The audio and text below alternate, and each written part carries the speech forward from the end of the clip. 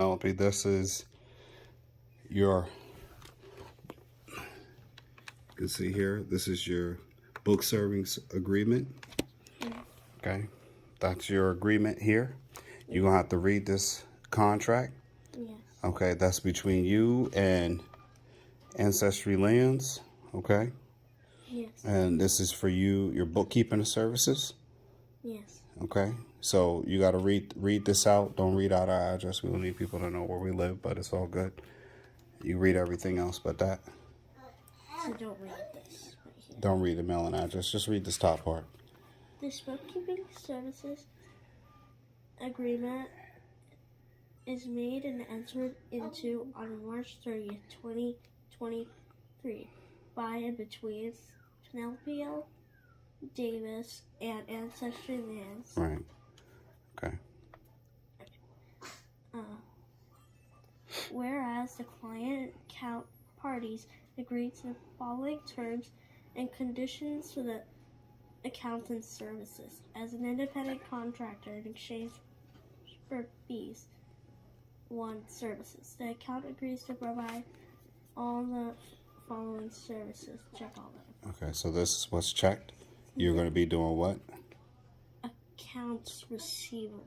Okay, so accounts receivable is that anytime I get money coming in, that's the accounts that we have on the land business, that anytime we're making money, these are receivable accounts. Yeah. Payable accounts are accounts that you pay out, but what you're being hired for is to track the accounts that are receivable. Got it? Yes. So this is, you got to read a contract, all right? There's no skipping past it. So if there's something you don't understand, you ask, correct? Yes. Okay, cool. So let's move down to the next section. The aforementioned selection shall be referred to as the services. The accountant shall conduct the services within the specifications and guidelines set by the client. The accountant shall, at all times, observe and comply with generally accepted bookkeeping and accounting practices and standards while complying with all federal and state laws, regulations, and procedures when completing their services in accordance with this agreement. 2. Fees. The client agrees to pay the accountant. Check 1. So do you see what you're being? Fixed amount. A fixed amount? How much is the fixed amount? $50. And then when are you being paid? Part 3. The client shall pay the accountant. Check 1. Recurring payment. Paid monthly. Right. Okay, so that, what does that tell you right here as far as your pay? So I get $50 every month. Every month, right? For services rendered. Yes. Right. So you have to do the bookkeeping for a month in order to get paid for a month, right? Yes. Okay. Okay. Continue on. 4. Expenses. The client shall, check 1, pay expenses. In addition to the fees provided in Section 2, the client agrees to reimburse the accountant for any out-of-pocket expenses incurred that include, but are not limited to, travel expenses, audit fees, tax fees, and postage. Okay, do you understand what that means? So I'm the client, right?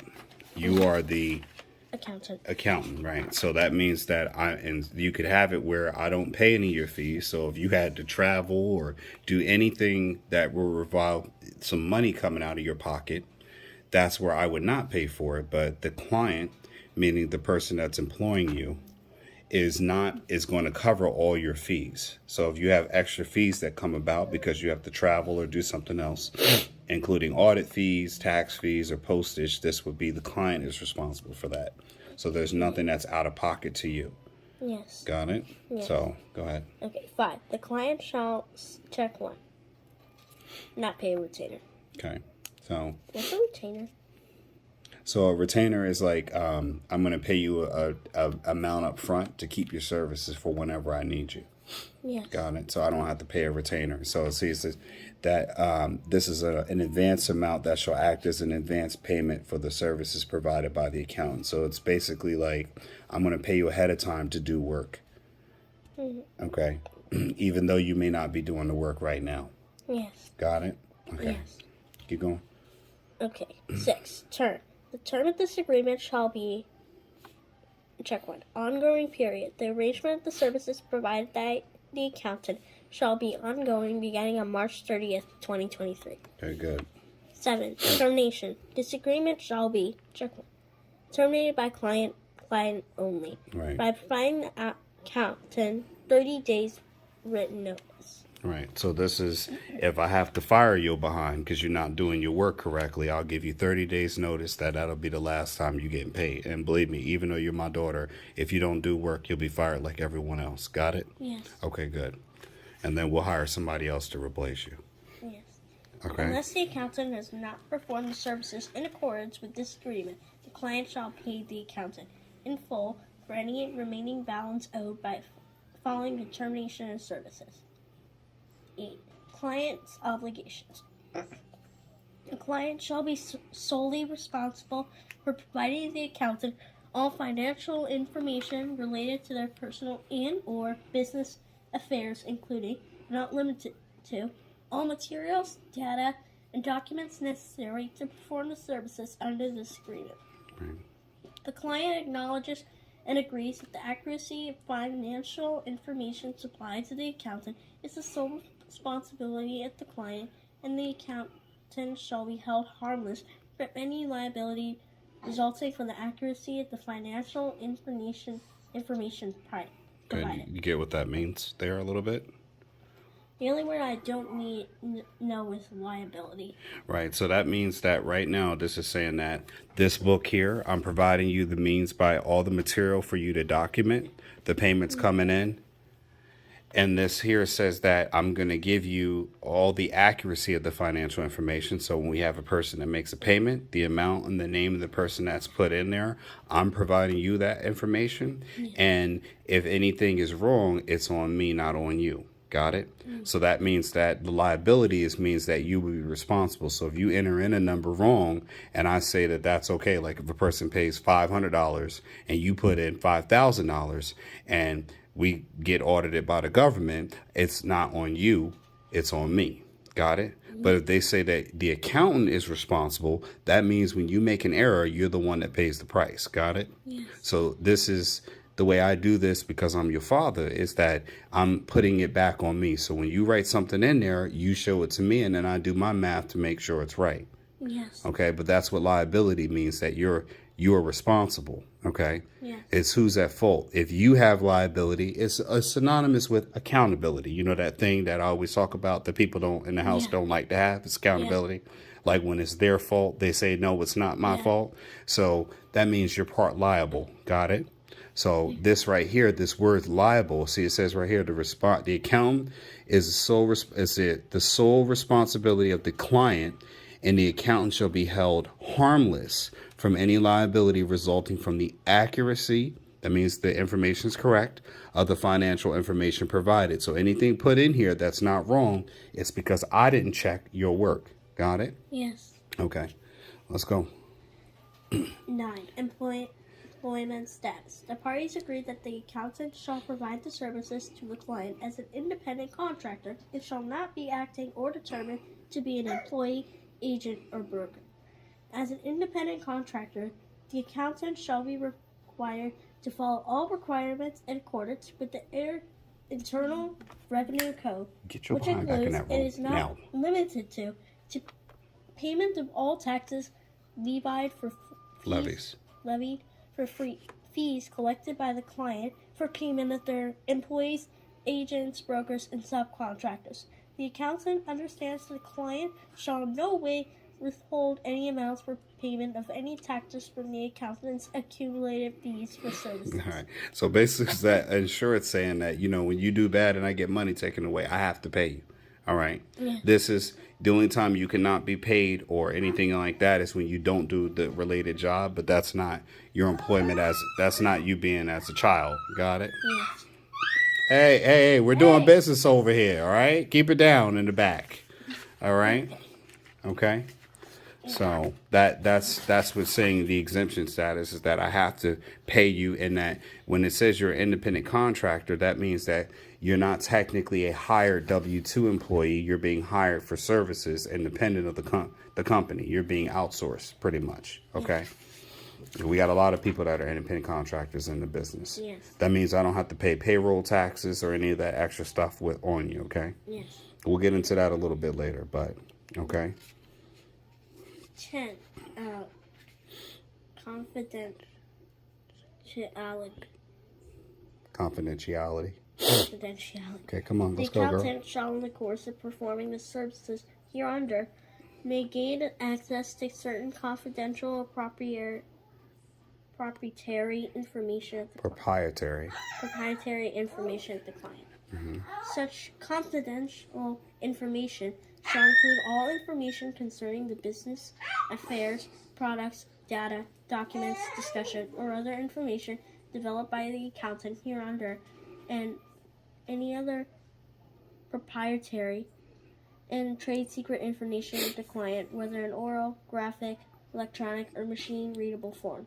The accountant agrees to hold all such confidential permission of the client, disclose such confidential information to third parties, or use such obligations hereunder. The obligations under this section shall survive the termination or expiration of this agreement. Okay, you know what this all means, right? Not really. Street terms. This means, you hear me? I'm over here talking to you. That means you got to keep your mouth shut about what you learn and know about this business. Got it? Oh. And if you don't, when you get old enough, I'm going to sue you. Got it? I will sue you. Got it? So that means that the stuff that you do in the business, the money that comes in the business, the things you learn about the business, that stays here. That's not for your classmates. It's not for your teachers. It's not for anybody else to know what goes on inside the business. Got it? This is the only thing that'll be talked about. But even after you can't decide that you're going to go off. All right? Yes. And I'm Joe Jackson. Now you want to be Michael or Janet and go off and do your own thing. You got to stay even after here. It says right here, the obligations under this section will survive termination. That means if I happen to fire your behind, that means that you still can't talk about it. Got it? Yes. Or the expiration of this agreement. That means even if this agreement somehow expires, that means you still got to keep your mouth shut. Exactly. Got it? Yes. Okay, basically in terms. So I can't talk about it. No, you can't. You can't talk about the specifics. You can't say, hey, I work for my dad's business or whatever else. But again, this is pretty much keep your mouth shut. Got it? Yes. Okay, got it. So violating this can cause you to be terminated. Got it? Yes. Okay, good. Now listen, the good thing is this line right here, you need to put into a contract when you're the owner. Got it? Yes. Okay, cool. 11. Assignment. The accountant shall have no rights to assign any of their rights under this agreement or delegate the performance of any of the obligations or duties hereunder without the prior written consent of the client. Okay. Any attempt by the accountant to assign, transfer, a subcontract, any rights, duties, or obligations arising hereunder shall be void and of no effect. Right. So that means, you understand what this means right here? You getting all of this part?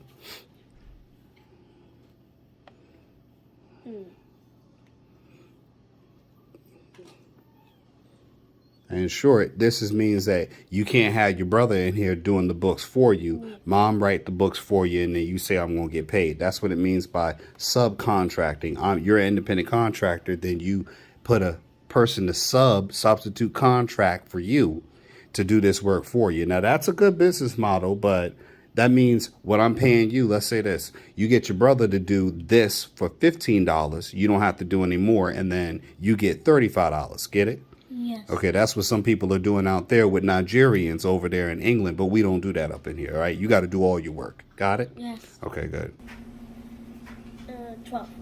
Any notices, bills, invoices, or reports required by this agreement shall be deemed received on the day of delivery and delivered by hand, standard mail, email, or facsimile during the receiving party's regular business hours.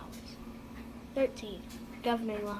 This agreement shall be construed in accordance with and governed by federal laws and those located in the state of. Okay, you go. 14. Dispute resolution. All disputes under this agreement shall be settled by arbitration in the state of governing law before a single arbitrator pursuant the commercial law rules of the American Arbitrator Association. Arbitration may be commenced at any time by any party hereto giving written notice to the other party to dispute, and such dispute has been referred to arbitration. Any award rendered by the arbitrator shall be conclusive and binding upon the parties hereto. This provision for arbitration shall be specifically enforceable by the parties, and the decision of the arbitrator in accordance herewith shall be final and binding without right of appeal. Okay, you ready to go? Yeah. All right, signing time. Accounting time. Right here. It's a pen. Yeah.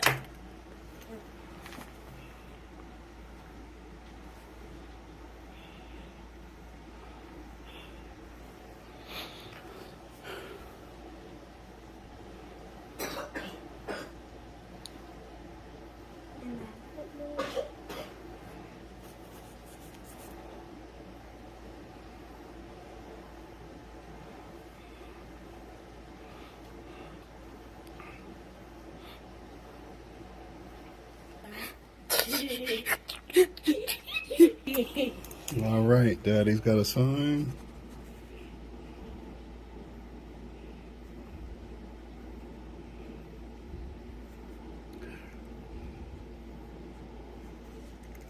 All right, hey, welcome aboard. Okay, good job. Welcome to the company, baby. Cool. All right, now you got work to do. We got a payment. All right.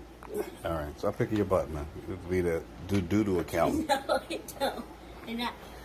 Okay. All right. Well, you got to log a payment. Okay. So we have.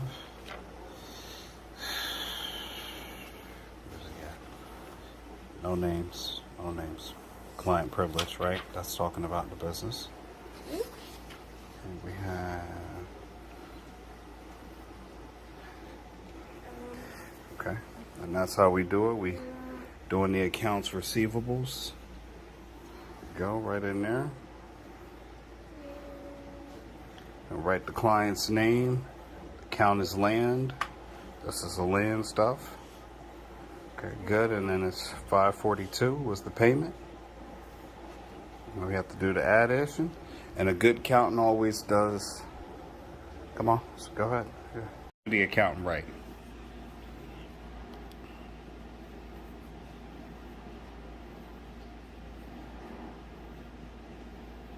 And a part of the thing is being a good accountant is making sure that you double check your math. You don't just write a problem down and that's it. And then you're just going to go back over here. And then you're going to just write it down. You did it one time and didn't check your math. That's a bad accountant. Your first day on the job and you already not double checking your work. You wrote the problem down and did the simple math. A good accountant always double checks your math before you write it down in the ledger. That's the first lesson we got to do. So for all that, I'm sitting over here checking her work, and she didn't borrow and carry. Now, this is a girl that skipped a grade, is in 4th grade right now, and she didn't bother to double check. I have to have a teachable moment here where somebody just was going to sit down, do the addition one time, and then they didn't double check their math. She didn't go back over it. But this is part of the journey. You got to be able to capture the mistakes. We wrote down a 0 here. And then she didn't borrow and carry the 1, and I had to say something. Now she's over here changing it, but then she's going to try to transfer it over there, and then it looks sloppy instead of coming back and double checking her work, which she did not do. She's going to do it afterwards after someone notices a mistake. So that means that because the client now has to do the job of the accountant. What we got you here for if you can't add? Then the client don't need the accountant. So we learned this lesson today. Because in order to become a better accountant, we need to do what when we do math? Double check. I'm sorry, could you speak up for the audience here? Double check our work. To double check your work before you do what? Transfer the amount to the accounting book. A hireable employee speaks up and speaks clearly. Transfer the amount to the accounting book. Right. Before you do that, you double check your math and you make sure it's right. Correct?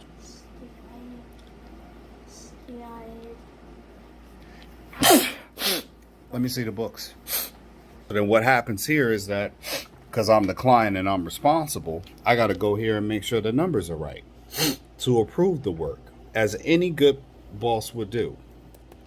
And of course, I'm gonna use the calculator because that's what I ain't got time to be doing all this. This is a training exercise, but you know, again, 147042. Got it. She got it right. Now, okay, go put it up. Put this back. Go put everything away. So, folks, again, that's part of the lesson right there. And I'm good that you guys got to see this because kids are going to make mistakes. They're rushing through. It's Friday. She wants to play video games and have her night. But again, she has to learn the importance of being able to do good accounting. And if she wants a job, she's got to take it seriously. Hey, put these papers in order. She's got to do the job and take it seriously in order to get the pay at the end of the month. So on the 30th of each month, she'll be receiving her pay. And there are other things we're going to talk about, like accounts and things that I'm going to do that I'll show you guys along the way. But again, if you're looking for this kind of bookkeeping contract, and again, if you got a kid that can add, the one thing that they don't tell you about in all these videos that everybody creates is that it has to be a job that you give your kids that is within the task and the role that they can perform. I can't give her my QuickBooks account and have her start inputting that in. That's not a job for her. But this little, which is pretty much a big size check where she can put in numbers and add them in, that's a perfect thing for a child that is in the 4th grade, that is doing equations and everything else, that can do just simple addition. No subtraction. It's just an accounts receivable. And again, it puts your kid in the business. $50 a month just to start. You know, everybody's talking about the $12,000 a year. You build to that. But if you could do $12,000 when she starts at 10 years old, because she's going to be 9 in May, and then give her a year's worth of training, and then you can get them up to that point. You start your kids off so much more advanced. So if you're paying them 5, however well you're doing in the business, I would keep it under 12,000. You know, maybe at 10,000. In 8 years, it's 80 grand to start your kid off with. That's just for working within your business. That's not them making commissions on stuff. That's not them, you know, developing a business to grow. This is just paying them within your business for doing a basic accounting and more advanced tasks. And on top of that, your kid's going to have a sense of onus that you'll be able to rely on them 16, 17, 18, 19, 20. As they're starting to get older, they're able to come in and take on nuances within your business. As I'm getting older, in 10 years, I'll be 52. 20 years, I'll be 62. 30 years, I'll be 72. She'll be just 38. And it'd be a great thing to see us on this journey rely on my child to grow and advance the business while I'm in my 70s dealing with the golden years of my retirement. And then her training my son, and then them training my other sons, and then seeing my children collectively go out in the business. And here's the kicker, 30, 40 years from now, seeing it be done all over again with my grandchildren, like in a generational sense. You all may be watching the beginning moments of a generational component of hiring your children in work. Now, I see a whole lot of businesses or YouTube videos on people doing that. Nobody ever sees the start, the first contract, the first step that you start your kids off in. And I'm just saying, this is a perfect way to do it. Phil Davis, Ancestry Lands, we're showing our results here, folks. We're doing the work, we're doing the math. And if you got any questions, comment below, you know, message me or anything else like that. I'm on every platform, and I would love to be able to help more families have their kids in business. If you're looking for the contract, the bookkeeping services that I had, message me or whatever else, and I'll try to send it over to you. It's a simple PDF. You can input everything into there, put all the data points, and just print out the contract with all the stuff already preloaded, pre-filled. It's pre-fillable, you know, entry points. So I just had to type it all in and then print out the contract with, you know, whatever I checked up there. So it was already set and done. It took me like 3 minutes to put this together. Anyway, folks, Phil Davis, Ancestry Lands. Ancestry Lands, I'm out. Everybody, just please put a comment in there. Congratulations to my daughter. Her name is Penelope, Penelope, Penelope. She's now in Ancestry Lands as an independent consultant. I'm very excited for her, and I hope you all are too. Please just say, you know, congratulations to my daughter. Congratulations to our business. We're building something by showing you all the results. Take care. Ancestry Lands, I'm out. Are you curious about the secrets behind those who have made fortunes through vacant land investments? Look no further. We have the perfect solution just for you. Introducing Getting Dollars from Dirt, a beginner's guide to vacant land investing. This extraordinary book serves as your ultimate resource if you aspire to make a significant impact in the real estate market. Inside, you will uncover time-tested strategies and expert tips that will effortlessly guide you through the realm of vacant land investing, regardless of your experience level. Bid farewell to perplexing terminology and overwhelming information overload. This book has been meticulously crafted to offer practical steps that will kickstart your journey toward financial independence. Discover the art of recognizing the most lucrative vacant land opportunities. Getting Dollars from Dirt leaves no stone unturned. You will acquire the confidence and knowledge necessary to make shrewd investment decisions. Secure your copy of Getting Dollars from Dirt today and embark on your path to wealth. Click the link in the description below to order your copy now. Don't delay another moment. Begin constructing your fortune today.